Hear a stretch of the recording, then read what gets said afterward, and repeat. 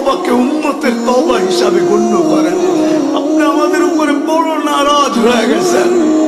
নাইলে অতীত তাকাইলে দেখি মালিক, একজন হাত তুলতে দেরি, একজন চিৎকার দিতে দেরি, একজন আপনাকে অনুরোধ করতে দেরি, একজন বলতে দেরি, আকাশ থেকে সাহায্য আসতে দেরি হয় নাই।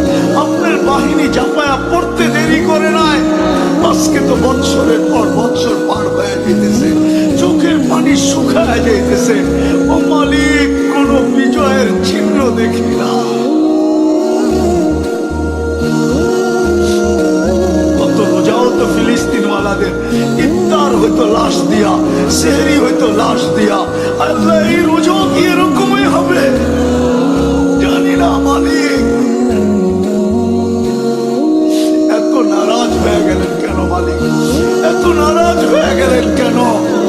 বেশক আমরা শাস্তির যোগ্য, অস্বীকার করি না, কিন্তু আপনি শাস্তি দেন না।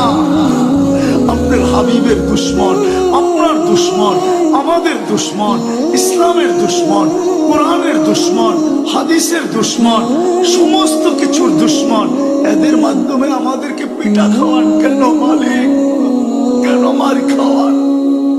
কেন ওদের হাতে আমাদেরকে বেইজ্জত করেন? কেন আমাদের মা বোনদেরকে বেইজ্জত করান? কেন দুধের শিশুর রক্ত জড়ে ওদের হাত দিয়া? আপনি কি আমাদেরকে ছেড়েই দিলেন? আমরা যাবো তো যাবো কোথায়?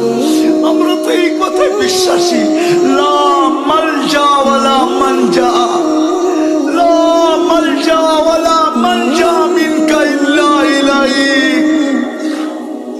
ডাইনে দেখি তো আপনাকে দেখি, বামে দেখি তো আপনাকে দেখি, সামনে দেখি তো আপনাকে দেখি, নিচে দেখি তো আপনাকে দেখি, উপরে দেখি তো আপনাকে দেখি, নিচে দেখি তো আপনাকে দেখি, নিজের দিকে তাকাই তো আপনাকে দেখি, ভিতরে তাকাই তো আপনাকে দেখি, বাহিরে তাকাই তো আপনাকে দেখি। আপনাকে ছাড়া তো কাউকে আমরা চিনি না মালিক।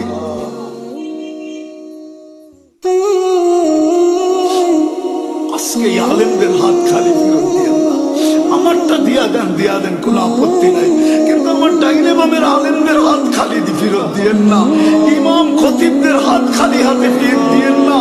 তুলাবাদের হাত খালি ফেরত দিয়েন না।